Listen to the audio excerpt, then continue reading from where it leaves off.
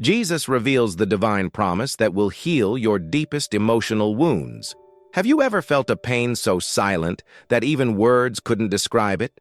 A wound that no one sees, but that screams inside you every day? Maybe you're experiencing exactly that right now.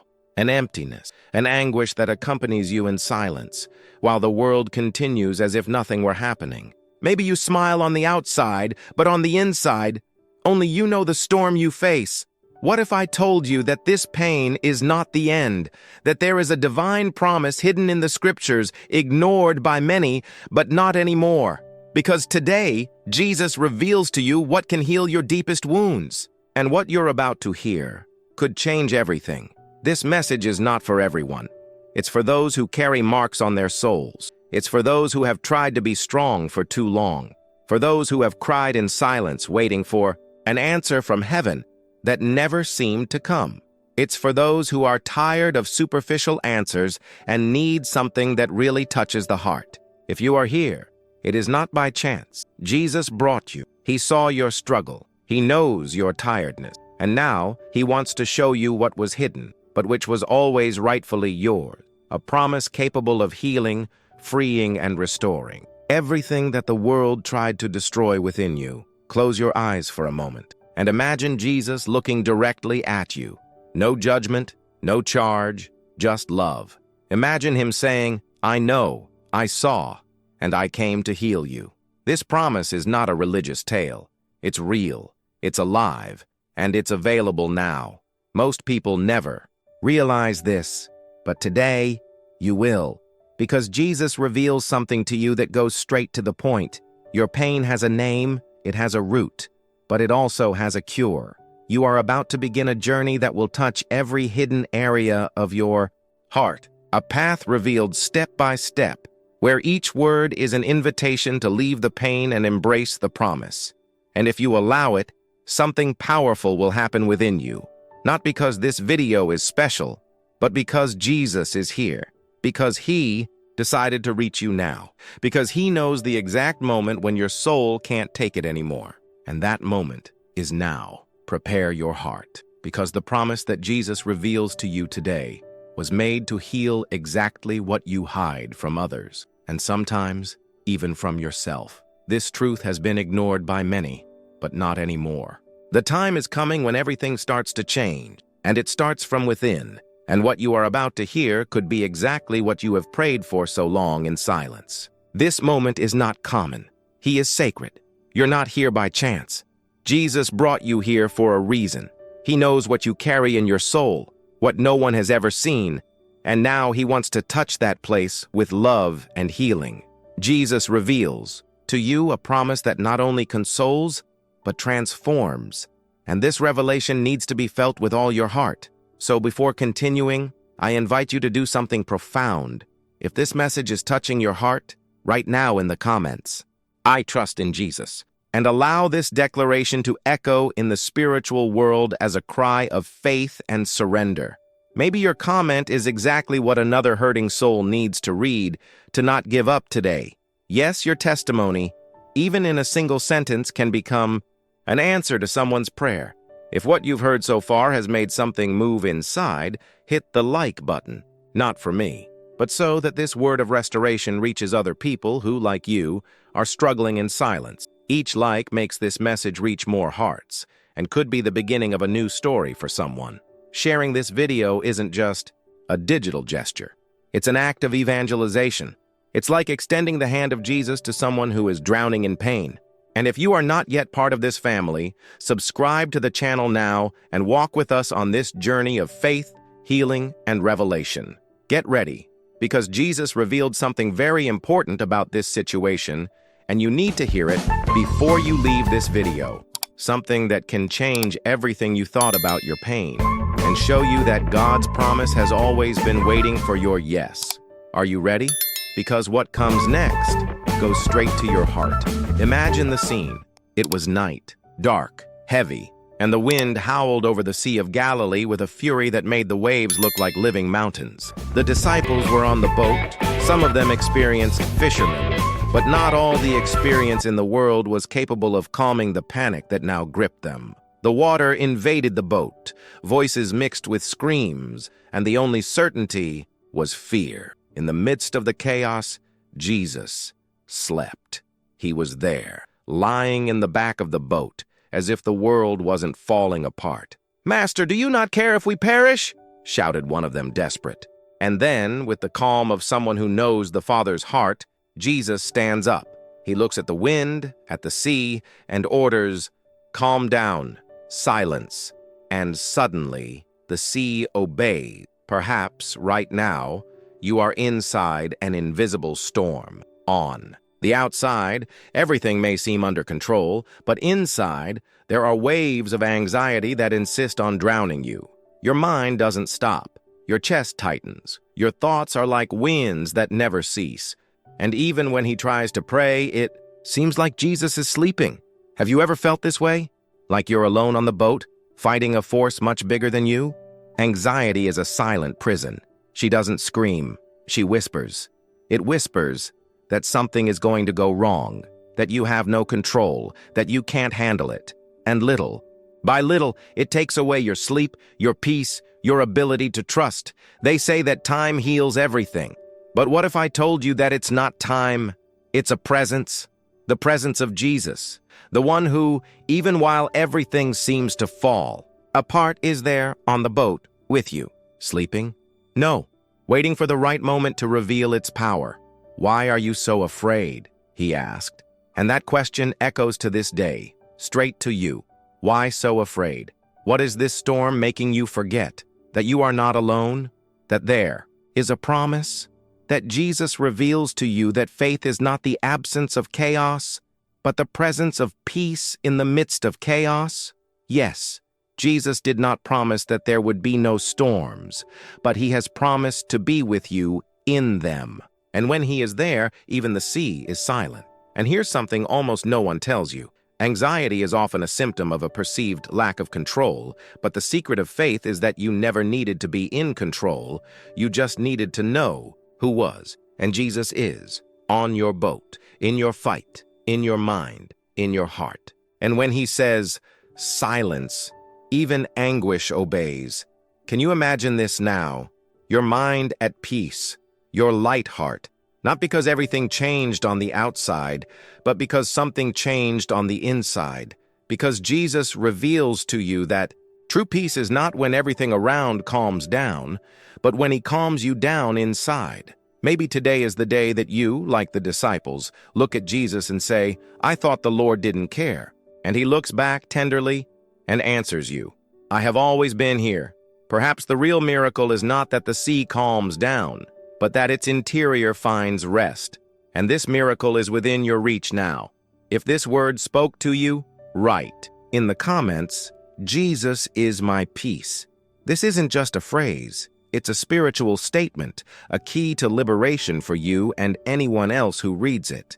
Your comment could be the encouragement someone needs today. And if this message touched your heart, press the like button so that others can also be blessed. Because there are many living under the same storm, and this word could be the beginning of their miracle too. But that's not all. Something even more powerful is about to be revealed. There is a pain that paralyzes more than anxiety, a fear that eats away at the inside and prevents many from moving forward into what God has prepared. Get ready. What comes next will touch an even deeper place in your soul. There is a silent pain that consumes many hearts. The fear of what is to come. Uncertainty about tomorrow paralyzes, eats away at you, and turns dreams into burden. Have you ever felt this? That feeling that no matter how much you try to plan, it always seems like something could go wrong? Maybe you are in that place right now. Between difficult decisions, external pressures, and that constant question, what if nothing goes right? It's a suffocating cycle. The mind doesn't stop, the heart lives on alert, and the soul gets tired just imagining what could happen. But what if I told you that Jesus reveals a truth about your future that changes everything? Imagine the scene. A young man named Jeremiah, full of insecurities, is faced with a calling that seems too big for him.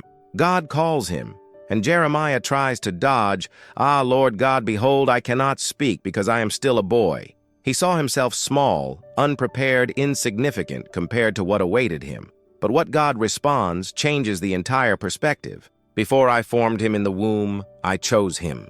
Before fear even existed, there was already a purpose. Before Jeremiah was aware of who he was, God had already separated him. Now stop and think. How many times have you let the fear of the unknown erase the certainty of what God has already written about you? How many decisions have you postponed because you didn't feel ready? How many sleepless nights? How many hidden tears? How many unanswered prayers? All because the future seems like an uncontrollable abyss. But Jesus reveals to you, you were not thrown into the world at random. You were planned, chosen, separate. Your future doesn't begin when things finally work out. It's already happening now, with every step of faith you take, even in fear. This is the twist that few understand. Fear is not the absence of faith. Fear is the reminder that you are facing something bigger and that you need to trust more. Jeremiah didn't feel ready, and maybe you don't either. But God's purpose does not depend on your readiness, but on your delivery. Because when He chose you, He already knew your limitations. And yet He said, I will be with you. Take a deep breath. Feel this truth invade your chest. Close your eyes and listen. The God who knows tomorrow is already in it. Nothing awaits you in the future that He has not already overcome. Nothing is out of the control of His hands. And if you feel lost, remember, no one gets lost on a path that was written by the hands of God. What you see as confusion, He sees as preparation. What you fear as uncertainty, He calls revelation. If this word spoke to you, write in the comments, God knows my ways. Because this simple act can be your way of declaring, I trust, even when I don't understand. And who knows, maybe someone reading this comment in a moment of deep doubt will find the encouragement they needed to continue. Maybe your statement is what will save a decision, a soul, a story. And if there are still doubts in your heart about what will come, don't forget, Jesus reveals promises to you that are not based on predictions, but on eternal purposes. And there's something even deeper about your value to God, something few realize. And what happens next could forever change the way you see yourself. Have you ever felt invisible? As if your pain was too big to put into words, but too small for anyone to notice? Loneliness has this cruel characteristic. It silences on the outside and screams on the inside. There are people living surrounded by people, but feeling completely alone. Not because they don't have company, but because they don't have anyone who really sees them. And it is exactly in this silent abyss that Hagar's story begins. Imagine the scenario: a vast desert, scorching heat, no shelter in sight. Hagar walks, pregnant, thrown out of the house, rejected by her mistress, and seemingly forgotten by everyone. She has nowhere to go, no one to reach out to her. She carries a life in her belly and an abandonment in her chest that seems unbearable. It is in this dry place, literally and emotionally, that something extraordinary happens. The angel of the Lord finds her and speaks to her, not just the console, but calls her by name. And when she listens, when she feels that she has not been ignored, she declares, "You are the God who sees me." This phrase has transformative power, because the greatest wound of loneliness is not the absence of people. It is the absence of looking, feeling like no one sees you, that no one notices your struggle, that your pain is ignored by the world. And maybe today, right now, as you watch this video, you are experiencing exactly that. You may be surrounded by people, but still feel like no one understands what you're going through. And the worst part, you started to believe that not even God is watching. But Jesus reveals to you that in your desert, you are not abandoned. He sees what others don't see. He hears the screams that not even you have the strength to express. He is close to those who feel distant. He goes to the desert to find you. Because God's love does not depend on your address or your reputation. It is not limited to those who feel worthy. He is the one who sees. How many times have you hidden yourself emotionally, not because you wanted to, but because you felt that no one could bear to hear what you have been keeping inside? How many times have you thought, if I disappeared, no one would notice? But the truth is, You have never gone unnoticed by God. Every tear that fell in silence, he saw. Every prayer that died in the throat, he heard. Every step you took, even when dragged by pain, he followed. He was there, and it still is. This is the power of God's presence, not only to deliver us from the wilderness, but to show us that we were never alone in it. Jesus reveals to you that being seen by God is the first step to being healed by him, because when God sees you, he also acts. Hagar did not return from the desert in the same way. She returned with a promise, with direction, and with the certainty that she was not invisible. And you? Are you willing to let Jesus show you that you have never been alone? That even in moments when everything seemed lost, he was there? Perhaps what you need most today is not an answer, but a look. And he is watching now as you hear this message. If this message spoke to you, write in the comments, "God sees me even in the desert." Declare this truth out loud or in writing as a sign of faith for yourself and those who will read it. Your comment could be the reminder another lonely heart needs right now. And if that word touched your heart, press the like button so that others can also be blessed. Because there are more people feeling invisible than you realize. And this message could be their rescue too. But that's still not all. There is a type of emotional weight that sets in even when there are people around. That tiredness of the soul, that exhaustion that no one sees, but that is consuming inside. Get ready. What you're about to hear could change the way you view, the burden you carry, and the revelation of Jesus may be the relief you were looking for. It was like carrying the world on your shoulders. Moses had already faced Egypt, crossed seas, and dealt with a stubborn and demanding people. But that day, something in him just broke. The man who talked to God face to face was now on the verge of emotional collapse. The weight wasn't just physical, it was existential, as if every complaint from the people, every unfair charge, every responsibility thrown on their shoulders had taken away another piece of their soul. Imagine the scene. Moses is in the middle of the desert, surrounded by thousands of hungry, frustrated, and ungrateful people. He has no answers. And for once, he doesn't try to hide his exhaustion. Don't try to be strong. He falls to his knees, and with his soul shattered, he vents before God. I alone cannot carry all these people. The weight is too great for me. Numbers 11:14. Have you ever felt this way? As if the burden were too much? Like everyone expects you to be strong, but inside you there's a silent scream begging for relief? This is the pain of those who carry not only responsibilities, but the guilt for no longer being able to sustain them. It's the pain of emotional, spiritual burnout. That feeling that if one more thing goes wrong, you'll simply collapse. Moses was not asking for advice. He didn't want pretty speeches. He was begging, "Lord, get me out of this, or kill me, but I can't do it anymore." Yes, those were his words. A spiritual leader, a hero of faith, completely on the verge of the end. And that is where the divine promise appears, not as a sermon, but as a concrete action of mercy. God does not criticize Moses. He does not accuse him of weakness. Instead, he responds with compassion. "Gather 70 men. I will take away the spirit that is upon you and put it on them, so they will help you carry the burden." Numbers 11:17. Can you feel the relief right now? God did not eliminate the challenge, but he shared the burden, and that changes everything. How many times in our lives do we feel like Moses? Overloaded, suffocated, trying to carry everything alone because we think it's our obligation, or worse, because we think God expects it from us. But Jesus reveals a promise to you that redefines this feeling.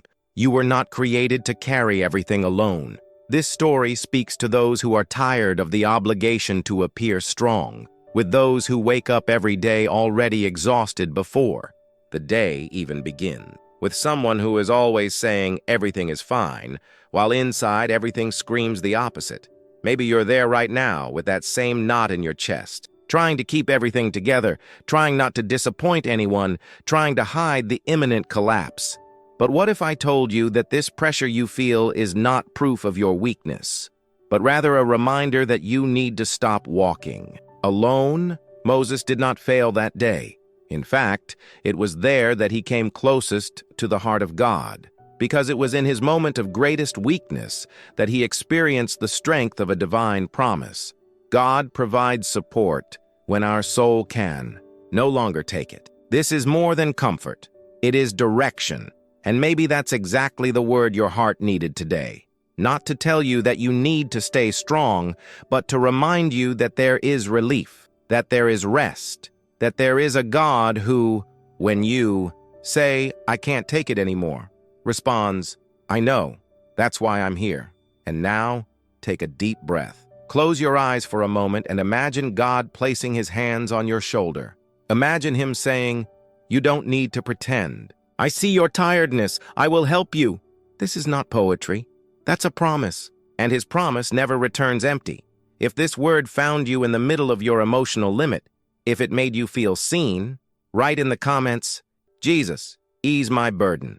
Maybe someone reading your comment will find exactly the courage they need to not give up today. But that's not all, because what's about to be revealed next could radically change the way you view guilt from your past, especially guilt that you thought God could never forgive. Sometimes the pain doesn't come from what was done to you, but from what you did to someone else. Guilt has a silent way of eating us up inside. It takes place in seemingly small moments, but which have gigantic consequences. And it is exactly this pain, the pain of having made a big mistake, of having betrayed trust, of having failed the one you loved most, that we find in one of the most intense scenes of the gospel. Peter, the one who swore eternal fidelity, denied Jesus 3 times. And when his eyes met the Master's, he didn't need words. And when he left there, he wept bitterly. Lucas 22-62. Can you feel the weight of this sentence? It's not just any cry. It's the one that comes after realizing you've broken something that you may never be able to fix again. It's the kind of pain that haunts you in silence, that appears in the early morning, that revives the words you said and wish you could erase. It's the memory of a disappointed look that never left your mind. Peter did not betray Jesus out of spite. He betrayed out of fear, out of confusion, out of survival instinct. But that didn't ease the guilt. Because the truth is, even when we have good reasons, the heart knows when we have failed those who truly loved us. And that hurts. It hurts because his love was pure, and we were weak. It hurts because deep down, we thought it was better than that. But when reality confronts us, all that's left is bitter crying, and that's where one of Jesus's most outrageously beautiful promises comes in. Because he knew Peter would deny it. Jesus predicted the fall, and yet he chose to love. He knew the mistake before it happened, and even so, he washed Pedro's feet that night. He called him a friend. He shared the table with him. Because Jesus never based his love on the perfection of our attitudes, but on the fidelity of his promise. But what if I told you that what you were taught about guilt is incomplete? Because guilt is not a final sentence. With Jesus, it is just the starting point of restoration. Pedro thought his mistake had disqualified him forever, that he no longer deserved a seat at the table, that his betrayal erased everything they had lived through. But days later, the same Jesus he had denied, resurrected, looked at him not with demands, but with love. And he asked 3 questions that were like balm for those 3 denials. Peter, do you love me? It wasn't a test. It was healing. Each question restored a part of what had been broken. Each response from Pedro, still trembling, still hurt, was like a thread of hope being sewn back into his heart. Because Jesus reveals it to you, guilt does not have the last word. Love has. How many times have you relived your mistakes as if they were tattoos on your soul?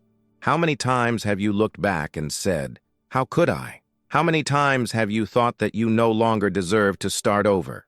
But here's the truth that needs to be told. Jesus doesn't move away because of your mistakes. He draws even closer. He doesn't just forgive you, he restores you. And that changes everything. If you carry guilt that no one knows about, words that hurt, decisions that destroyed, attitudes that took you away from who you were, Jesus did not come to accuse you. He came to rewrite your history, and not with an eraser that erases everything, but with a grace that transforms everything. Even your deepest flaw can become the turning point that will reveal God's greatest promise in your life. Peter denied Jesus and became the rock upon which he would build his church. The biggest mistake of your life does not define you, but the response you give to his gaze, that can set you free. Can you feel it now? Close your eyes for a moment. Imagine Jesus looking into your eyes, not with condemnation, but with that same look on the beach when he prepared breakfast for Peter. He didn't say, "I told you so." He said, "Follow me." There is still purpose. There is still a call. There is still hope. If this word touched a deep place in your heart, if it brought to the surface a pain that you have been holding on to for a long time, write in the comments, "Jesus, restore what I broke." Sometimes a simple, sincere confession is the first step to releasing everything that is trapped inside you. And if this message touched your heart, press the like button so that others can also be blessed. Your touch could be the touch of hope that another hurting soul so desperately needs. But what happens next will expose a silent pain that almost no one speaks out loud, the constant feeling of not being enough. And what Jesus reveals in this next story will change the way you see yourself. Have you ever looked in the mirror and felt too small for what life demands of you? Have you ever held the steering wheel with your hands shaking? Have you walked into a place feeling like you don't belong there? Have you heard a compliment and thought, "If they only knew who I really am"? The pain of not feeling enough is not shouted, but whispered inside the mind, day after day. It's silent but constant, and the truth is that it destroys. It erodes self-esteem, sabotages relationships, and suffocates dreams before they can even be born. It is in this type of pain that Gideon's story plunges. When the angel of the Lord appears to him, Gideon is hidden, not out of cowardice, but out of pure fear. He lives oppressed by enemies, trapped by a deep feeling of inadequacy. And when the angel calls him a mighty man, his reaction is almost ironic. "How can I free Israel? My clan is the weakest, and I am the smallest in my family." Judges 6:15. Can you feel it? The resistance, the blocking, the "I'm not good enough"? Gideon was not trying to be humble.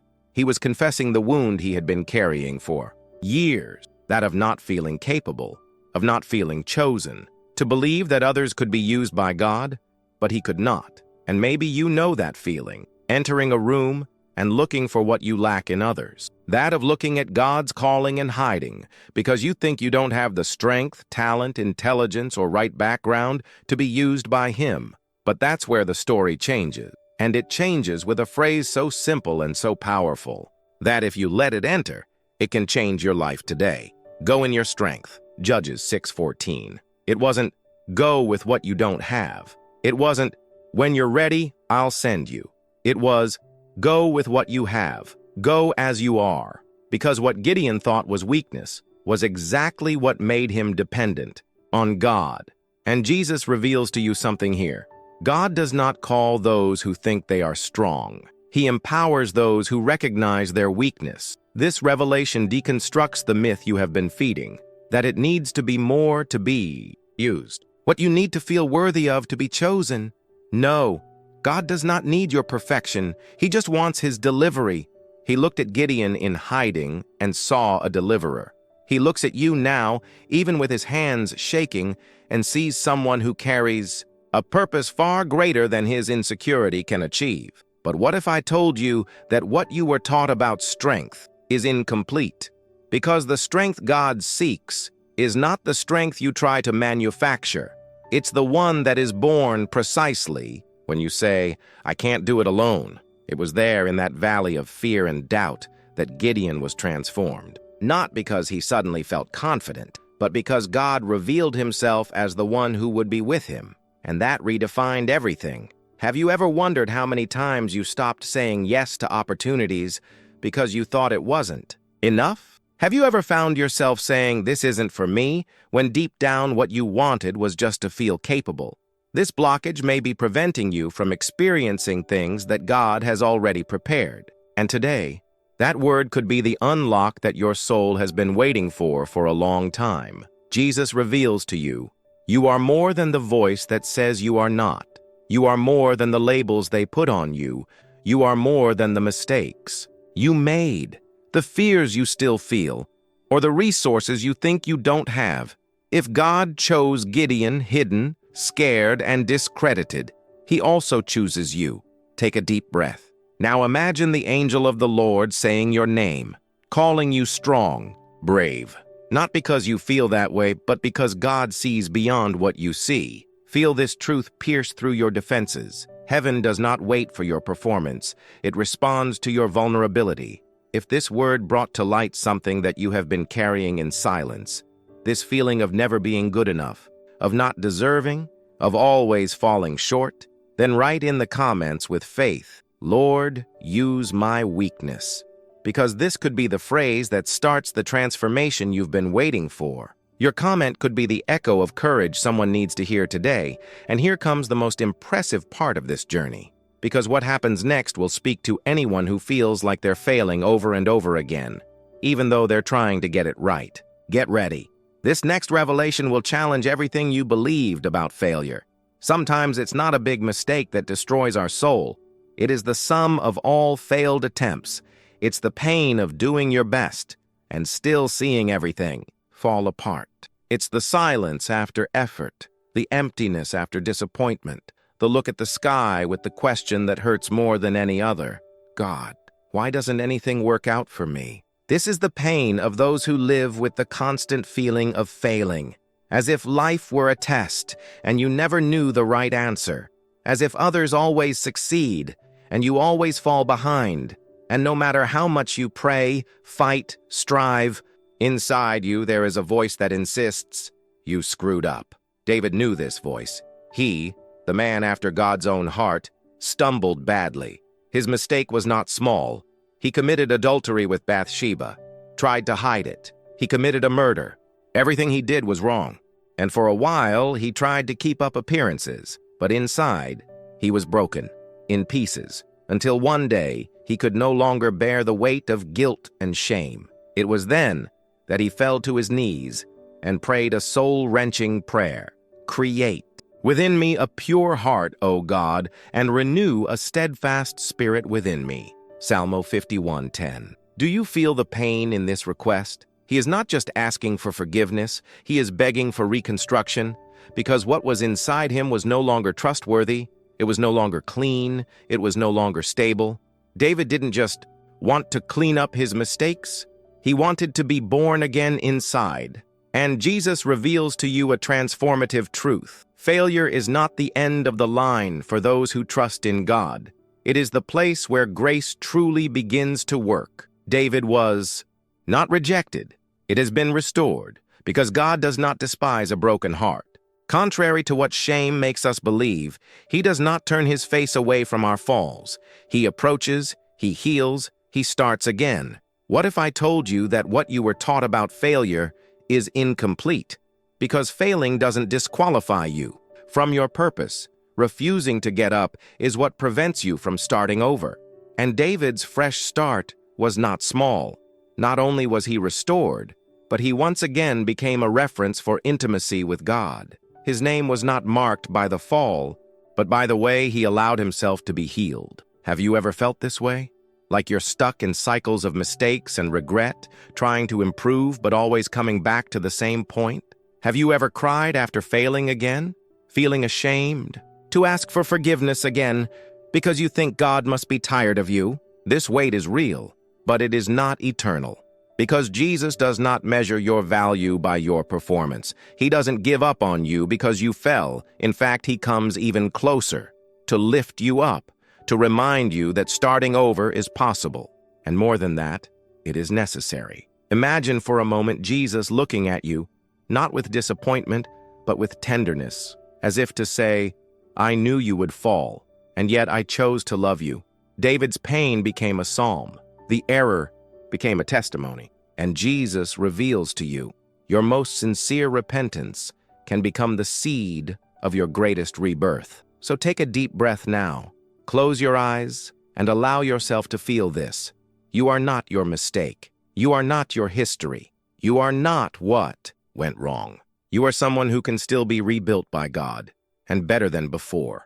Because when He creates a new heart in you, He doesn't just cleanse, He transforms. If this word spoke directly to the pain you have been hiding, if it brought hope to a heart that had been feeling like a burden even to itself, write in the comments with faith and vulnerability, "Lord, restore what I destroyed." Your comment could be the silent hug someone else is waiting for right now. And don't forget, if this message touched your heart, press the like button. This way, it can reach other people who also think they have failed too much to start over. But that's not all. Something even deeper is about to be revealed. Because what comes next will shake the roots of your faith, especially if you've ever doubted whether God truly understands your doubts. Get ready. What's coming may change the way you connect with Jesus. There are times when the soul's greatest cry is not a request. It is a question. And sometimes, this question doesn't come out of the mouth, but echoes silently inside the heart. Is He still here? It is in this wound, in this gap between the faith that was once firm and the doubt that now corrodes, that many are lost in silence. Because nobody talks about it. No one easily admits that they are having difficulty believing. And the fear of appearing weak, of disappointing God, makes us silent precisely when we most need to speak. But Jesus reveals to you that even in doubt, He remains. Even when your heart is full of questions, it continues to be the answer. Thomas knew this pain, and it wasn't just the pain of loss. It was the pain of not being able to believe when everyone around you had already seen the impossible. Jesus is resurrected. That's what they said. But Thomas didn't see it. It didn't ring. And he said what many are afraid to confess. If I don't see it, if I don't touch it, I don't believe it. John 20:25. It wasn't arrogance. It was trauma. It was frustration. It was the weight of believing so much and still losing everything. And here's what almost no one told you. Thomas's doubt didn't keep Jesus away. That's exactly what brought him back. 8 days later, Jesus appears. He doesn't scold, don't humiliate. He simply walks over, looks Thomas in the eye, and says, "Touch, see, it's me." It is at this moment that Thomas' heart breaks, and his doubt turns into the most profound declaration of faith in the entire gospel. My Lord and my God. John 20:28. Do you realize what happened here? Jesus did not come to prove a point. He came to heal a pain, because He knew, behind the disbelief, there was a wounded heart, a heart that loved but could no longer trust, a heart that still wanted to believe, but didn't know how. Maybe that's you now. You grew up hearing about faith. You've had moments when you felt God's presence as something real and intense, but life hurt you. And now, even though you want to believe, something inside you hesitates. Something inside you still asks, does He see me? Does He understand? And Jesus, with all the tenderness that only He has, responds, I am here. Touch. See, I continue to be God. This story breaks a giant taboo, that to doubt is to fail. Jesus reveals to you that no, doubting is often the first step to deeper faith, because the faith that survives pain is not one that has never been questioned. It is the one that was rebuilt with tears, silence, and redemption. Jesus doesn't love you any less because of your doubt. In fact, it is in your questions that He wants to reveal Himself in an even more intimate way. Don't be afraid to bring out what's been holding you back inside. If necessary, say sincerely, Lord, I want to believe, but help me. This prayer does not make you weak. It makes you real. And it is in reality that God works miracles from the inside out. And maybe it's at this point that you need to stop everything and just let this truth sink in. Your doubt does not disqualify your faith. It just shows that your soul is searching for something true. And Jesus is the living answer. If this message found you in that place of silence and uncertainty, if it spoke to a part of your heart that no one else seems to understand, write in the comments with sincerity and faith, Jesus, reveal yourself to me. Sometimes this simple request is the first step towards a new encounter with the supernatural. And here comes something that will move you in an unexpected way. Because what is about to be revealed has the power to renew even the driest parts of your soul, the ones you thought would never live again. Get ready, What comes next will show you that even what already seemed dead can still come to life. There are wounds that don't bleed on the outside, but drain the soul on the inside. One day you feel it, and the next, you just don't feel anything anymore. It's not sadness, it's not anger. It's that nameless void, that lack of hope that slowly sets in until it turns everything into silence. It's as if you continue to function, but without presence, no faith, lifeless, as if you were still breathing, but inside, you were already dead. This is the pain of those who are spiritually dry, of those who look within and no longer find God's voice, nor their own. And it is exactly in this type of desert that Ezekiel was placed. A valley, not just any valley, a valley of bones, bones scattered, withered, without flesh, without life, without history. God didn't take Ezekiel to a beautiful place to talk about hope. He put him in the most desperate scenario possible. And then he asked a question that echoes to this day in hearts that have lost faith. Son of man, can these bones live again? Ezekiel 37:3. Have you ever been to this valley? Have you ever looked at your faith like someone looking at something that was once strong, but is now just a memory? Have you ever tried to pray and felt like you were talking to yourself? Have you ever opened the Bible expecting something to burn, but nothing came? If so, you understand what it's like to live spiritually dry. You understand what it's like to carry the guilt of not feeling God like you used to. And you may even feel that this is the end of your spiritual story. But Jesus reveals to you something that changes everything. Even the driest bones can still come back to life. Because what God was about to do to Ezekiel was not theoretical. It was supernatural.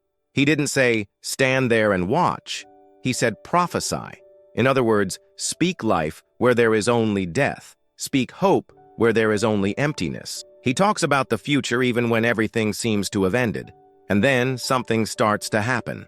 A noise that turns the heavens upside down. Bones join bones, tendons appear, flesh grows, and then the breath. The Spirit of God enters that impossible scenario, and what was once a valley of death turns into a living army.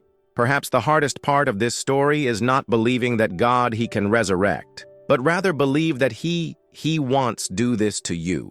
Because when the soul is dry, the mind lies, and she says, you're the problem, that God walked away, that there is no turning back. But that's the lie the valley tells you. The truth is that God has never stopped looking at you. He is just waiting for the right moment to breathe life again. But what if I told you that what you were taught about this dry phase is incomplete? Because the valley is not the end. The valley is the scene of the miracle. Silence is not rejection, it's preparation. And this exhaustion you feel may be announcing a new beginning stronger than any phase you've experienced before. You are not alone, nor forgotten, not beyond. Restoration. God saw the bones. He took Ezekiel there because He planned to do something there. And He took you to this video now because He also plans to do something there, exactly in that place in your soul where you once thought that nothing else could be born. Close your eyes for a moment. Imagine the wind of God. Imagine Him saying, come back to life. It's not about feeling.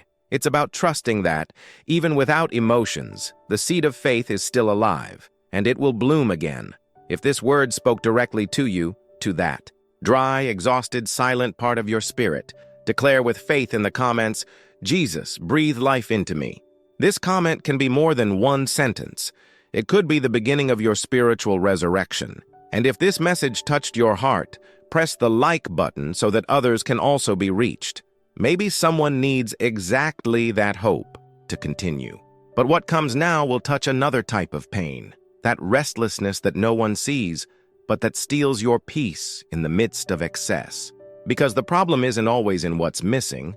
Sometimes it's in what's too much. Get ready. What you're about to hear will change the way you understand rest. Sometimes the hardest pain to recognize is the one that comes disguised as productivity. It's the kind of restlessness that no one notices because you're always doing something, always solving everything, always helping everyone. Your schedule is full, Your voice is steady, your body is present, but your soul is exhausted. An exhaustion that cannot be cured with sleep, an anxiety that has no defined cause, only grows inside like a fog that takes away the clarity of life. You continue, you follow, you push, but in silence you ask, why? Even though I'm doing everything right, can't I feel peace? This was the tension experienced in the home of two sisters who loved Jesus deeply, Martha and Mary. When he arrives, Martha immediately gets busy with the preparations. She runs from one place to another, takes care of the details, does everything to make sure everything is perfect. Mary, on the other hand, sits at Jesus' feet. Just that. Martha gets angry, and with good reason. She feels invisible, overloaded, and maybe even judged. Then, she opens up to the Master himself. Lord, don't you mind if my sister leaves me alone with the work? Tell her to help me. And that's where Jesus reveals to you one of the most disruptive truths of the gospel. Martha, Martha, you are troubled and worried about many things, yet only one is necessary. Mary has chosen the best part, and it will not be taken away from her. Lucas 10:41-42. Pause. Breathe. Do you realize what Jesus is saying? He doesn't reprimand Martha for what she does, but he denounces the motivation, restlessness. Martha wasn't serving in peace. She was trying to prove something, trying to feel enough, trying to be recognized. And this is the hidden wound in the soul of many who are always busy. The fear of stopping and realizing that even though they do everything, they still feel empty. And maybe that's your pain now. You are not rebellious. It is not someone who has turned away from God. You still pray, you still read, you still help. But he lost the pleasure, lost focus, lost the center. You serve, but you don't sit. He does a lot for Jesus, but he has difficulty just be with him. And that, over time, exhausts.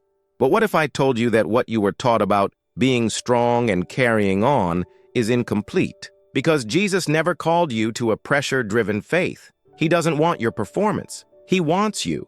He's not impressed with everything you can carry. He is asking tenderly, son, daughter, why are you so restless?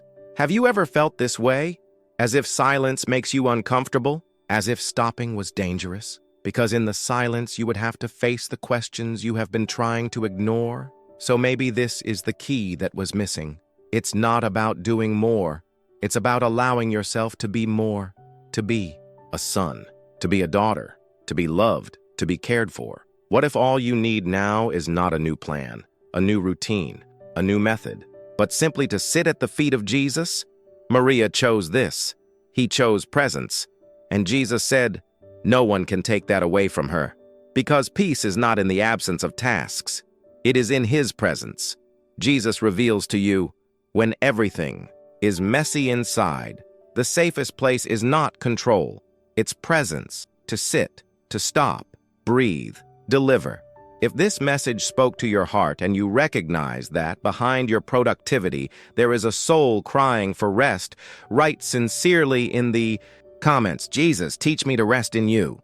This comment may seem simple, but it could be the beginning of a new life, lighter, more intimate, more focused on what really matters. And share this video with someone who always seems strong but may be struggling in silence. Your gesture could be the relief that person was hoping for.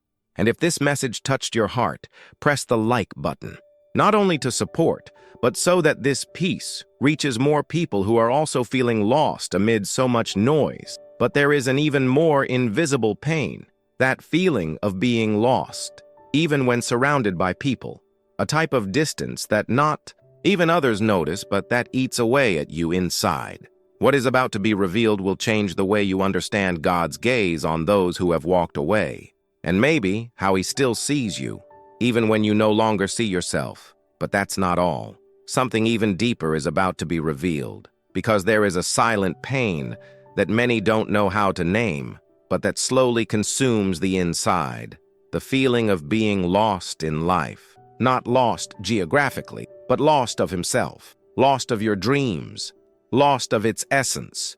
It's when you wake up, fulfill your obligations, talk to people, post online, laugh at parties, But inside you ask yourself, what am I doing with my life? And more than that, how did I end up here? This is a pain that doesn't scream, she whispers. It doesn't stop you from living, but it takes away the meaning of everything you live. You look back and miss a version of yourself that no longer exists. And he looks ahead with fear, because he no longer has clarity about where he wants to go. It's like there's an emotional GPS out of track, and even with the engine running, you're spinning in circles. And then a devastating question arises. Does God still recognize me, even when I no longer recognize myself? That was exactly what Jesus wanted to answer when he told one of the most intense parables in all of Scripture, that of the prodigal son, a young man who, with arrogance and haste, demanded his share of the inheritance and left. It was living life your way, freedom, parties, friends, pleasures, but all that was over. Life became empty, and he ended up among pigs, literally, hungry, with shame, smells like defeat. But then he decides to return, not out of pride, but because even the servants in his father's house lived better. So he gets up and goes. And it is at this point in the story that Jesus reveals to you something surprising, something that will challenge everything you've been taught about spiritual detachment. While he was still a long way off, his father saw him, and full of compassion, he ran to his son and hugged and kissed him. Lucas 15:20. Take a deep breath. Imagine this scene. The father did not wait for explanations. He didn't demand confessions. He imposed no proof of repentance. He ran, and this gesture changes everything. Because the father running in Jewish culture was an unthinkable act, a sign of humiliation. But that father didn't care what the neighbors would say. He didn't care about social rules. He ran because his heart was more concerned about the reunion than his reputation. Doesn't that sound like your God? That even when you're far away, confused, ashamed, broken, he still sees you. And not just see. He runs to you, hugs you, cover you, restore you. He is not waiting for you to go back to religion. He wants to restore the relationship. He is not looking for your performance. He wants to get your heart back. And perhaps today you are exactly at that point. Not away from a church, but away from yourself. Not physically distant, but emotionally out of alignment. And the shame of having lost yourself has made you avoid the Father. But what if I told you that the biggest mistake you make is believing that God turned away from you just because you turned away from Him? Why, Jesus reveals to you, God never stopped looking in your direction. Even when you were far away, He saw you. And His plan was not canceled. It was just postponed. Have you ever felt this way? Lost between responsibilities that no longer make sense? Tired of having to smile when everything inside you cries? So understand this. Your seat is still at the table. The tunic is still yours. The ring still belongs to you. God doesn't change His mind about who you are just because you stumble. The path back does not begin with steps. It begins with awareness. In my Father's house, I still have a place. If this message touched your soul, and you want to feel God's embrace again, write now in the comments, Lord, even far away, I know that you see me. Don't be ashamed. Your comment could be the first step towards the most important reunion of your life. And maybe someone, reading your comment, will find the courage to stand up too. And remember, if this message spoke to your heart, press the like button as an act of faith. It's not just a click. It's a sign that you still believe. Even if your journey has been difficult, your like could be the breath of hope that another lost soul needs to see. But what we're going to talk about now will touch on an even more delicate place, the anguish that arises in the silence of the night, when no one sees, when everyone is asleep, when not even prayers come out clearly. And what Jesus did in those dark hours can completely transform the way you view your own emotional deserts. Get ready for something even deeper. But what if I told you that even those who walk with God also have nights when everything seems too dark? There are pains that don't come during the day. They wait for silence. They wait when everything has stopped. When the lights go out, the smiles end, and you're alone in the room, and that's where they visit you. that anguish that catches you off guard, that weight in your chest that seems to have no name. You look up at the ceiling, your eyes open, and your heart screaming inside. Nobody listens, nobody sees, nobody notices, but there is someone who has always been there, even when all you could do was cry without knowing why. Jesus went through this too. Yes, the Son of God had his darkest night. He knew the plan. I knew about the cross. I knew the purpose. But even so, when he arrived in Gethsemane, his soul went into such deep agony that words were almost not enough. He turned away from the disciples. He knelt down, and he did what many of us do when we are emotionally exhausted. He cried, sweated drops of blood, and prayed for relief. The Bible records in Matthew 26:38, "My soul is deeply saddened, in mortal sadness. Stay here and watch with me." Imagine that. Jesus himself in the flesh, saying he was deeply sad, not slightly uncomfortable, not just worried, sad, deadly, to the point of being crushed by the emotional weight of the moment, and at that moment, something extraordinary happens. Jesus does not deny pain. He doesn't pretend to be strong. He prays, he shares, he asks for company. It spills out, and even then, friends sleep. Yes, even the Son of God was left alone in his hour of greatest distress. Have you ever experienced this? Have you ever felt like no one can understand the depth of your pain? That even though your surroundings are full of people, inside you there is a desert where no one enters? Gethsemane is not just a place in the Bible. It's an emotional, spiritual place. It's where the sky seems silent and the soul seems to scream. But here comes the twist.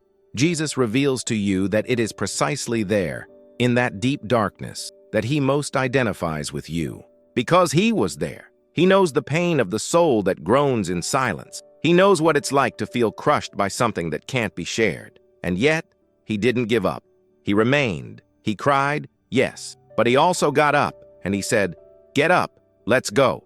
Because even in pain, Jesus continued. Not because he was immune to sadness, but because he was sustained by purpose. And that's what he wants to tell you now. Your pain does not disqualify you. Your sadness does not keep you from God.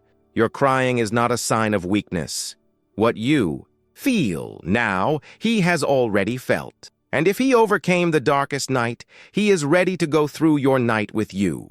You don't have to leave this valley alone. Maybe you are right now living your Gethsemane. But Jesus reveals to you there is strength hidden in sincere tears. There is healing in the ground where you kneel, and there is renewal in the yes you give to God even with a broken heart. Take a deep breath. Close your eyes. Imagine Jesus there in the garden, in silence, kneeling, with your face on the floor. The sky seemed distant, but God's plan was being fulfilled precisely through that pain. And it's no different with you. There is something being generated in this dark, something invisible but eternal. If this word reached you and you need strength to continue even in the midst of your emotional dawn, write in the comments, "Jesus, walk with me tonight," because declaring is the first step to breaking through. And your comment might be exactly what someone else needs to read to keep them from giving up. Do you feel that this message has brought relief to your heart? So make it visible. Hit the like button as an act of faith. Your gesture could be the first glimmer of hope in another soul's dark night. Your like isn't just digital, it's spiritual. It's like lighting a candle in the middle of silence. And if you think you've experienced everything you could possibly feel, wait until you see what comes next. Because there is an even deeper pain that many try to hide with smiles and busyness, the fear of death and the unknown. But what Jesus declared in the face of death can change the way you view eternity. The next block will open your eyes in ways you never imagined. If until now you thought that the most difficult pain was the one we feel in our soul, get ready. Because there is a pain that paralyzes even the strongest, the fear of what we cannot control. And among all the forms of uncertainty we face, none is as silent, as lonely, as profound as the fear of death. It's a pain that no one likes to admit, a thought that we try to push away, ignore, push under the rug, but he is there. Whether it's losing someone, facing a diagnosis, or that silent moment when you ask yourself, what happens when this is all over? And that's when the heart sinks. Because even those who believe sometimes doubt. Even those who smile sometimes tremble. This is exactly what happened in John 11. The story begins with a devastating loss. Lazarus, Jesus' close friend, had died. And when Jesus arrives, Martha goes to meet him with her eyes full of pain and her chest full of questions. "If the Lord had been here, my brother would not have died," she said, between lament and hope. She knew who Jesus was. She creates. But still, the impact of death seemed greater than faith at that moment. And then comes the turn. One of the most powerful verses in the Bible. Jesus looks into her eyes and declares something that changed the course of human history. And could change the way you view the end of your life right now. "I am the resurrection and the life. Whoever believes in me, even if he dies, will live." John 11:25. Take a deep breath. Allow this phrase to sink into your depths, because it's not just a spiritual promise. It's a cry of victory against the greatest fear there is. Jesus did not say, "I will bring resurrection," nor, "I will bring back life." He said, "I am." In other words, true life is not a future event. It is a person. It's him. Lazarus had been dead for 4 days. The body already smelled bad. Everything seemed lost. But Jesus approached the tomb, wept, yes, he feels it too, and then called Lazarus by name. And the impossible happened. The dead man got up. The silence of the tomb was broken by the voice of life. And in an extraordinary way, Jesus reveals to you. He still calls by name those who seem lost to death. And perhaps, today, you are the one who needs to be called, not just from the physical grave, but from an emotional state in which everything inside you feels dead. Maybe you are not just afraid of the death of your body, but of the death of a dream, a relationship, a purpose. Or maybe, deep down, you know that you've been avoiding thinking about the end because you feel like you're not ready. But this message is not to scare you. It's to free you, because true victory is not running away from death. It's living knowing that she doesn't have the final say. What Jesus did with Lazarus was more than a miracle. It was a message to you and me. Eternal life does not begin when we die. It begins when we decide to believe. And maybe that's what you need to decide today. No longer live in fear of the end, but start living with hope in the eternal. So with all sensitivity and truth, I invite you to reflect now. Have you been living in fear or in faith? Have you been hiding from death or moving closer to true life? If this message is touching your heart, say in the comments, "I believe in the life that only Jesus can give." Your statement could be the spark that ignites someone's dormant faith. Your comment could save lives, literally and spiritually. And if this message touched your heart, press the like button. Because when you press that button, you're not just interacting, you're participating in a movement of faith, bringing the light of Christ to other hearts that live in fear of the unknown. What happens next will challenge everything you believe about yourself. Because there is a pain that doesn't scream, but weighs every day, the shame of who you once were. And what Jesus does with a woman marked by rejection and guilt may change the way you look at your own story, will touch one of the quietest, and at the same time heaviest, places in the human heart. Shame, but not that public shame, which is seen and talked about. We are about to enter the pain of hidden shame, the one that lives behind social smiles, mechanical prayers, a faith that tries to be strong but carries the weight of a past that insists on shouting, "You are not worthy." That's exactly where we find the Samaritan woman in John 4. Alone, in the middle of the day, going to get water at a time when no one else would be there. Why? Because she was talked about, avoided, judged. She had already had 5 husbands. She was with a man who wasn't even hers. In the eyes of society, she was the portrait of moral failure. And yet, Jesus chose her. Exactly her. He knew where she would be. And he went to that well not by chance, but on a mission. While she tried to avoid any contact or deep conversation, Jesus looked beyond the surface. He didn't see a misfit woman. He saw a thirsty soul, not regular water, but of belonging, of truth, of healing. And with a sensitivity that surpasses any human understanding, he begins to reveal the pain behind the facade, and then he releases the sentence that changes everything. Go, call your husband, and come back. It was like touching the wound directly. But he didn't touch to expose, he touched to heal. The woman, surprised, tries to hide it. But Jesus, with love and firmness, reveals, "You have had 5 husbands, and the man you now live with is not your husband." John 4:18. Imagine for a second what you went through inside her. Heart racing, the fear of being humiliated, the terror of being judged once again. But instead, she meets an unaccusing look, a tone that does not condemn. For the first time, she feels seen and not discarded. What happens next is even more extraordinary. That woman, the same one who hid from society, becomes the first evangelist in recorded history. Yes, her. She runs to her city, no longer ashamed but empowered. And it says, "Come and see a man who told me everything I have done." John 4:29. What was once his greatest shame was now testimony to the power that transforms, and Jesus reveals it to you. The part of your story that you try most to hide is precisely where he wants to manifest the most scandalous grace. Have you ever looked in the mirror with disgust at who you were? Have you ever prayed feeling that God was listening to you with disdain? Have you ever felt excluded from the table of faith because your past seemed unforgivable? If so, you need to understand something urgently.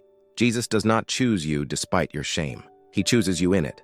The well that you avoided for fear of being reminded of what you did may be the exact place where Jesus wants to meet you and lift you up.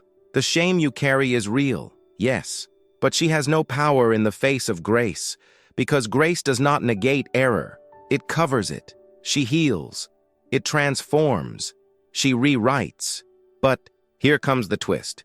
Perhaps you are not experiencing freedom because you have not yet surrendered the entire past to Him. You show Jesus only the acceptable parts, but He wants the broken parts, the hidden ones, the ones that still hurt. Because only then can He make shame a testimony, as He did with the Samaritan woman. So I ask you, isn't today the time to stop hiding from God? Could it be that this silent pain you carry is not, in fact, your invitation to return to the well and find Jesus there?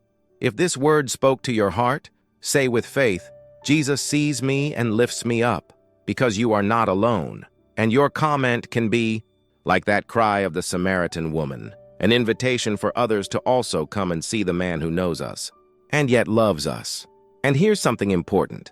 If this message touched your heart, press the like button right now. Not as an automatic gesture, but as a public declaration that shame does not define you. Jesus does. Your click can reach others who are still hiding in fear of not being accepted. What follows will speak to those who are terrified of starting over, with those who carry marks of the past and fear of the future. What God did with Noah after the flood is a living promise that every end with Jesus is just a new beginning. But what happens when what paralyzes the most is not the past, but the future? When the biggest emotional weight you carry is not what has already happened, but the fear of trying again and failing once again?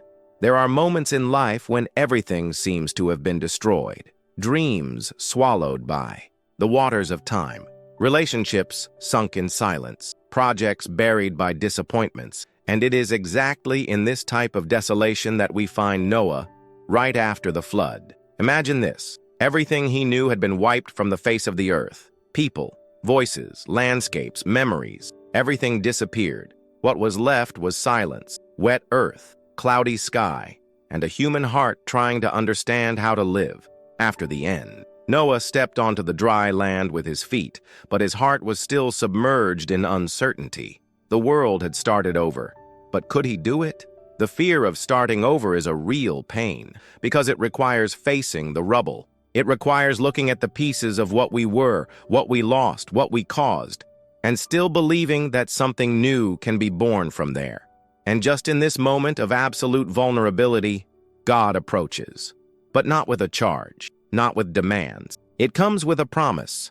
I establish my covenant with you and your descendants. Genesis 9:9. It wasn't a simple sentence. It was heaven signing a new beginning. It was God saying, I am still with you. And more than that, you still have a role in this story. Have you ever felt like Noah? As someone who even survived the flood, but doesn't know how to move forward? Have you ever been afraid to love again, to try again, to dream again? Because deep down you think that the next attempt will also fail? The fear of starting over often arises from the unhealed wound of what has already happened. It's as if your soul says, I can't bear to fail again, but Jesus reveals it to you. Every new beginning with God comes loaded with promise. He does not call you to rebuild with your strength, but with his covenant. The rainbow that appeared in the sky after the flood was not just a visual phenomenon. It was a spiritual reminder that hope does not die in chaos. It is born from him. And maybe you need to hear this today with an open heart. No matter how many emotional floods you faced, if God is still breathing in you, then you can still start over. And the most incredible thing, it won't be just any fresh start. It will be a new beginning made in promise, sustained by grace, guided by the hand of the one who never loses control. Now take a deep breath, close your eyes for a second, and imagine the scene. You, standing in front of the wet earth of your life. Nothing seems the way it was, and you feel afraid. But then, a light breaks through the clouds, and you listen, not with your ears, but with your soul. I'm with you. Let's build together. That changes everything, doesn't it? It's not about going back to what it was. It's about walking towards what God has prepared. And sometimes, the most powerful fresh start doesn't come with big steps, but with small yes. Yes to healing. Yes to forgiveness. Yes to reconstruction. Therefore, if this word is touching you deeply, if you feel that this is your moment to leave fear and say yes to God's new, comment right now, Lord, I start over with you. Your comment can be like a seed of faith, and maybe someone will read it and feel the courage to stand up too.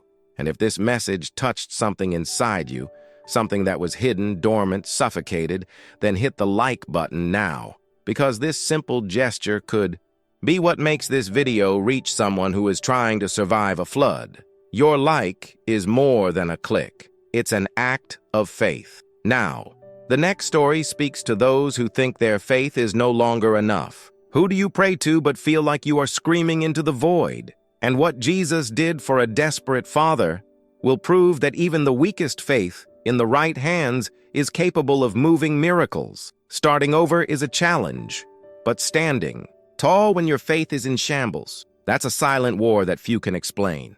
And here comes the most impressive part of this story. Even the hearts most devoted to God can go through phases in which believing seems too heavy. There are days when prayers become just whispers, where raising your hands seems like a futile effort. When you look at the sky and don't know what else to ask for, he doesn't even know if he should keep asking.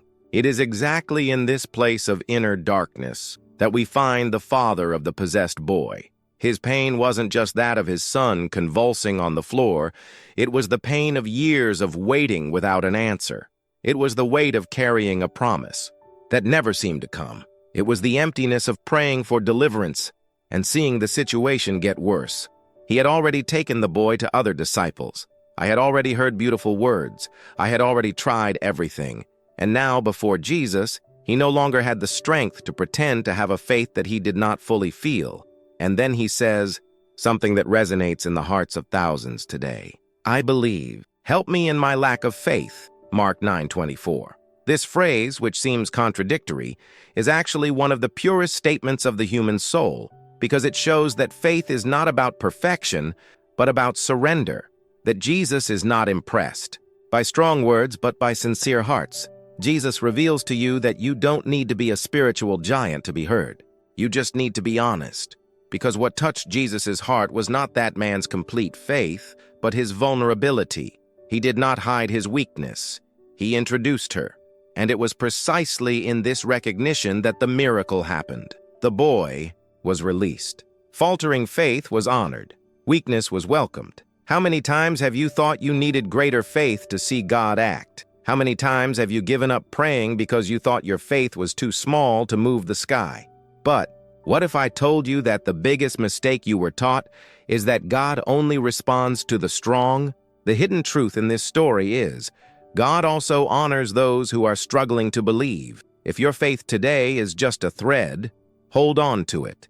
If all you have are tears, offer them. Jesus does not require you to be at your peak. He just wants you to come, even broken, even doubtful, even tired, because it is in this place that grace manifests itself most strongly. Take a deep breath. Allow yourself to feel this message. You don't need to fake strength. You don't need to sustain a faith that seems to be fading away. Just say, Jesus, help me with my lack of faith. This is the prayer that opens doors that no religion can unlock. And now, if this word has touched the most tired parts of your heart, if you have been experiencing this conflict between believing and doubting, write in the comments, Jesus, hold my faith. Your comment may echo in the heart of someone who is ready to give up and be a reminder that it's still worth continuing. But that's not all. What comes next will touch on an even deeper wound, the trauma that you were never able to overcome. A story of rejection, injustice, and abandonment that reveals how God transforms scars into living testimonies. There is a pain that does not bleed on the outside, but burns on the inside. It's that wound that time has not healed, only silenced. That memory that, even buried, still screams in the early hours of the morning. The name for this is trauma, and perhaps, until today, you have carried it alone, believing that no one would understand, that no one would believe, or worse, that no one would care. But Jesus reveals to you that even what broke your silence can be transformed into purpose. Now imagine a naive teenager with a pure heart, betrayed by those who should love him more. Joseph was just a boy when his own brothers, full of envy, hatred, and cruelty, sold him into slavery. It wasn't a stranger. It was not an enemy. It was blood of his blood. And here begins a story that many read as a triumph. But forget that. It is, above all, a story of pain, deep pain, pain of rejection, pain of abandonment, pain of having your life torn apart by those who were supposed to protect you. Have you ever been hurt by someone who was supposed to love you? Have you ever trusted someone so much that when they broke you, the world seemed to fall apart?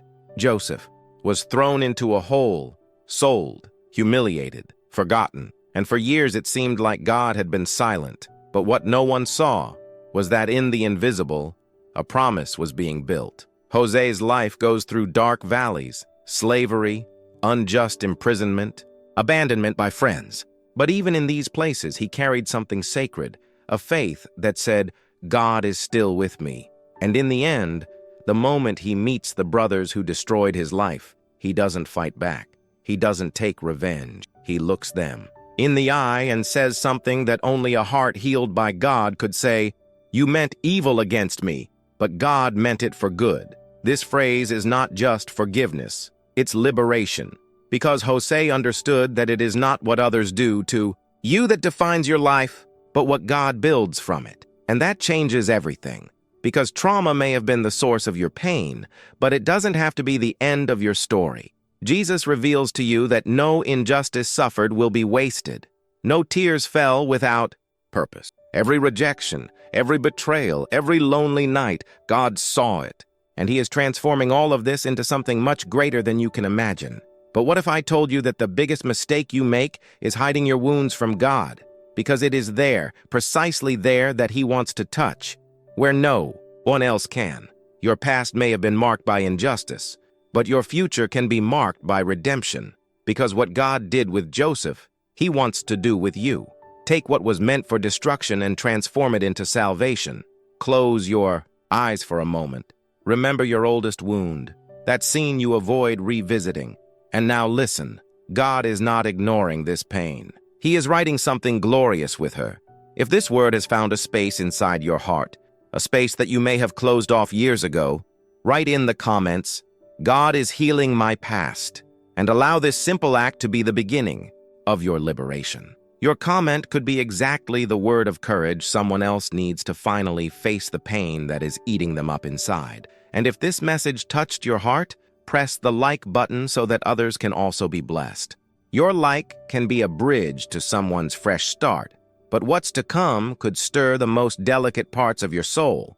Get ready, because the next story reveals something almost no one admits to feeling, the pain of grief, and how Jesus reacts when death steals what we love. Some pains have no words, just silence, just that absence that screams when the house is too quiet. When you look to the side and the person is no longer there. Grief is an invisible wound that no one sees, but that empties inside. And the cruelest thing is that often, you don't just suffer because of the death itself, but because of everything that was left unsaid, for all the hugs you didn't give, for all the I love yous you kept. But Jesus reveals to you that not even death has the final word on your story. Imagine this scene, a small town, a crowd following a funeral procession. Up ahead, a woman walks with her heart in ruins. She is a widow, and now she is burying her only son. Her past has already taken her husband. His gift took the son, and the future. It seemed to no longer exist. Her name is not revealed, but his suffering is the portrait of thousands of people today. The Bible says that Jesus approached the procession, and when he saw her, he felt sorry. He didn't just notice her pain, he felt it. And the first thing he says to that woman, before any miracle, is something that disconcerts us. Don't cry. But be careful. Jesus is not nullifying your pain. He is setting the stage to transform her. Because what comes next changes everything. Jesus touches the coffin, an unthinkable gesture for a Jew at the time, touching something unclean. But the Son of God is not intimidated by death. He speaks directly to the dead young man. Young man, I command you, arise. And the one who was dead sits down and starts talking. A son returned to his mother, a story that seemed to have ended, rewritten by the author of life. Maybe today your son is not literal. Maybe what died was a dream, a relationship, the desire to continue.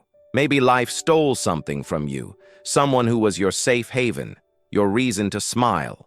And now you walk inside, like that woman, exhausted with swollen eyes, trying to understand how to continue. But listen to this with an open heart. Jesus sees you, he sympathizes with you, and he still touches what was taken.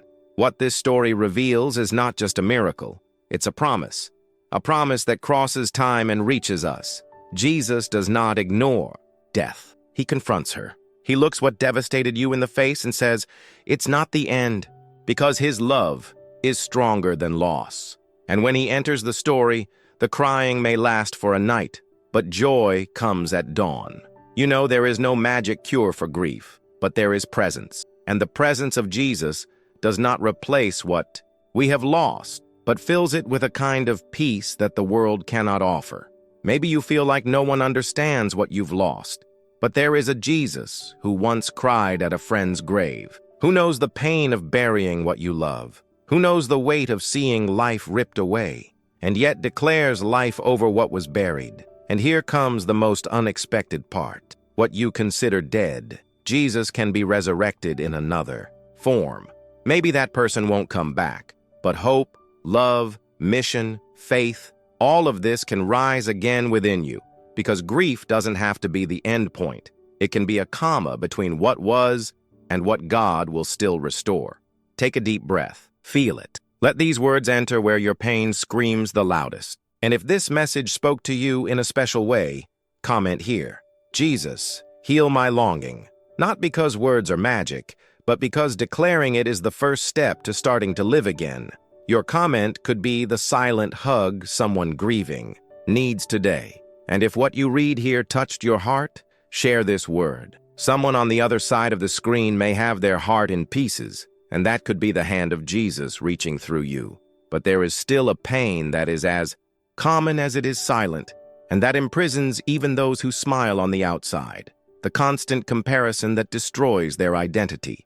And what Jesus reveals about this will release something inside you that has been dormant for a long time. Sometimes, the pain that most destroys us inside is not the one that comes from the outside, but the one that arises when we look at others and think that they have everything we lack. Have you ever felt this way?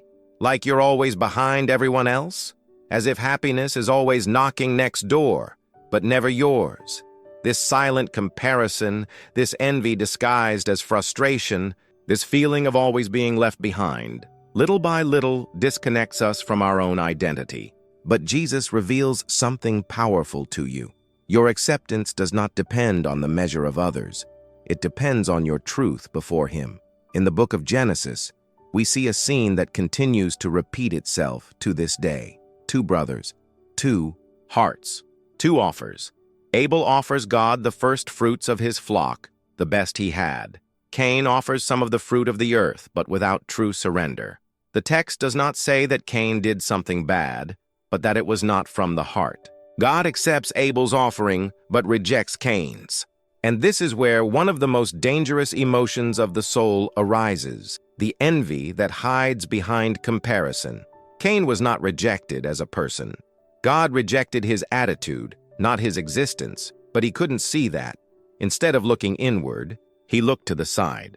Instead of reflecting, he projected.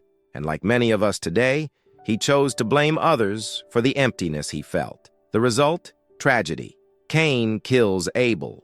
And the first murder in history comes from a heart that just wanted to be accepted, but that didn't understand that God doesn't want appearance. He wants truth. How many times have you compared yourself to someone on social media and felt like your life was too small? How many times have you sabotaged your own steps because you thought it was too late? That everyone was happier, more fulfilled, more ready? Constant comparison generates a hunger that is never satisfied. And the worst, it paralyzes. It makes you disbelieve in your story, your journey, your identity. But pay attention to what God said to Cain, and let this echo in your soul today. If you do well, will you not be accepted? In other words, it doesn't matter what the other person is doing. What matters is what you are delivering, and from what heart you are delivering it. God is not looking at who you are not. He is looking at who you can become. Envy is not born because the other has something. It is born when you believe that there is no place for you too. But Jesus reveals to you a truth that sets you free. God's love is not a scarce resource. It's not a line where, if one receives, the other loses.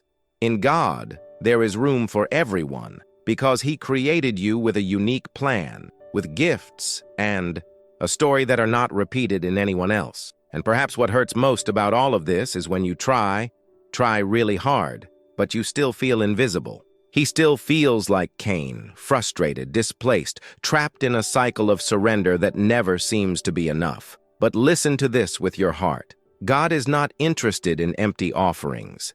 He is interested in your whole heart. Self-sabotage arises when you give up trying because you think you will never achieve it. But what God wants from you is not the perfection of others. It is your real, honest, vulnerable surrender. When you offer your truth, He responds with grace, with love, with direction. Because what He values is not the size of the offering, but the weight of the sincerity it carries. If this word makes sense to you, if you've ever carried this silent weight of comparison, if you've ever felt like there's always something missing to be accepted, leave something sincere in the comments. Write, "Jesus, help me to see myself through your eyes." This simple phrase can be the beginning of an emotional liberation that you never imagined possible. And remember, if you like this video, you will be helping other people free themselves from something they may have been carrying for years. Your simple gesture can be a channel of healing for someone on the other side of the screen. And here comes something you can't ignore. Because no matter how hard we try, we can't always keep faith. Sometimes she slips, fails, falters. And what Jesus reveals to you about this is something that will restore even your most hidden weakness. And here comes the deepest part of this entire journey. Because as much as we have talked about wounds, rejections, and fears, there is a type of pain that goes through all of this and settles like a heavy silence in the soul. It is the pain of those who feel that they have already lost everything. We are not talking about a stumble or a difficult moment. We are talking about collapse. From that moment when life seems to fall apart and you're left standing, surrounded by emotional rubble, staring into space and asking yourself, how Did I get here? If you felt this, if you're feeling this now, you're not alone. Job knows this pain, and Jesus reveals to you that in the midst of chaos, there is a hidden promise that no one sees immediately. But when she reveals herself, it changes everything. Job's story begins where many think it ends, in total loss.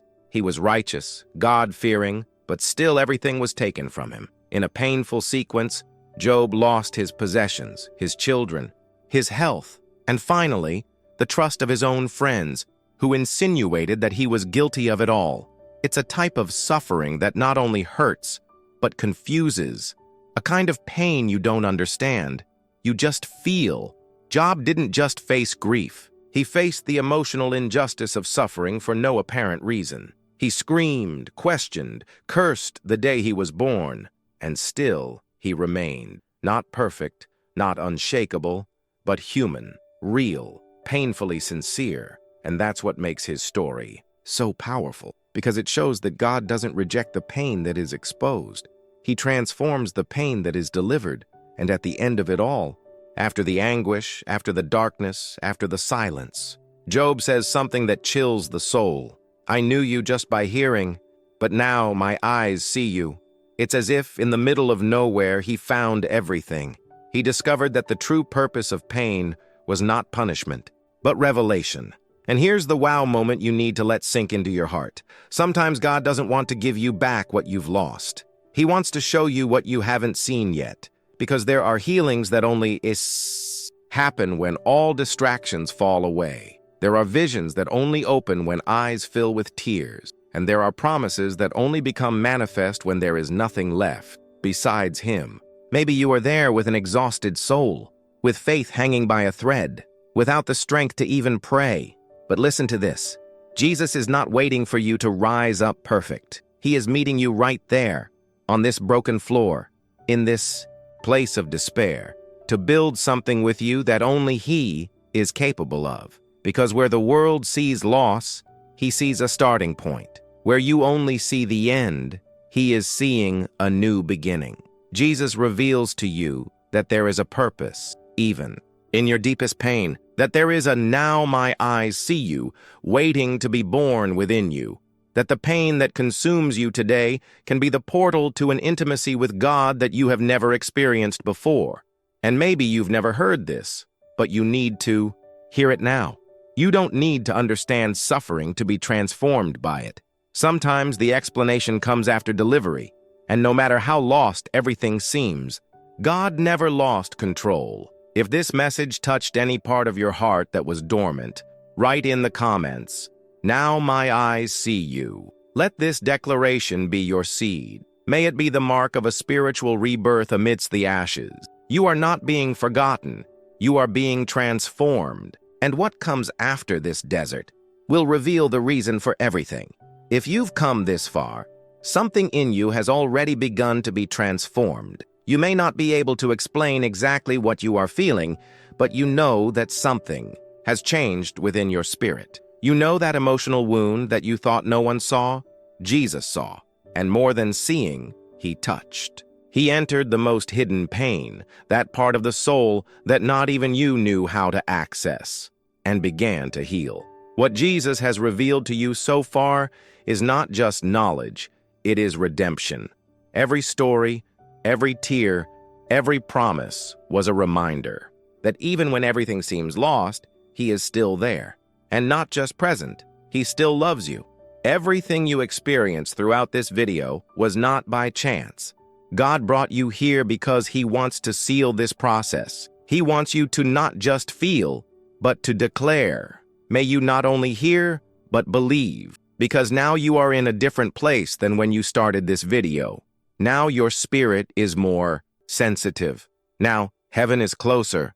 And so, before we leave, we need to do something together. Something that will seal everything that the Holy Spirit has started to do in you so far.